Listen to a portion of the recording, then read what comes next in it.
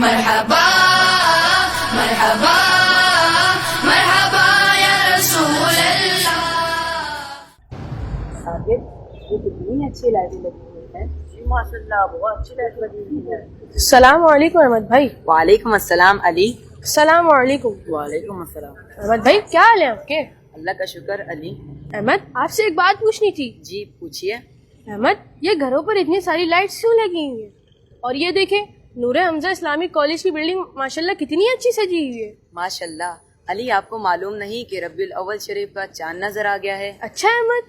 جی اسی لیے سارے مسلمان نئے کپڑے بنا کر گھر اور محلوں کو سجا کر خوشیاں منا رہے ہیں. اچھا تو ربیع الاول کا چاند نظر آنے پہ خوشیاں منائی جاتی ہیں؟ جی بالکل منائی جاتی ہیں. وہ کیوں؟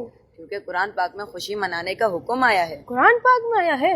جی قرآن پاک میں اللہ تعالیٰ ارشاد فرماتا ہے پارہ نمبر 30 سورہ دوحہ آیت نمبر 11 وَأَمَّا بِنِعْمَةِ رَبِّكَ فَحَدِّثْ اور اپنے رب کی نعمتوں کا خوب چرچا کرو. بے شک. لہٰذا سارے مسلمان ربیع الاول شریف کے مہینے میں خوشیاں مناتے ہیں. اچھا تو ربیع الاول اللہ تعالیٰ کی نعمت ہے؟ جی بالکل کیونکہ اس مہینے میں ہمارے پیارے آقا اللہ کے آخری نبی صلی اللہ علیہ وسلم کی ولادت ہوئی ہے. سبحان اللہ احمد. علی آپ اپنا گھر نہیں سجاؤ گے کیا؟ جی کیوں نہیں، ضرور قرآن پاک پر عمل کر کے اپنا گھر بھی سجاؤں گا اور اپنے سارے دوستوں کو بتاؤں گا. علی یہ تو بہت اچھی بات ہے. چلیں میں بھی چلتا ہوں آپ کی مدد کرتا ہوں گھر سے. چلیں احمد.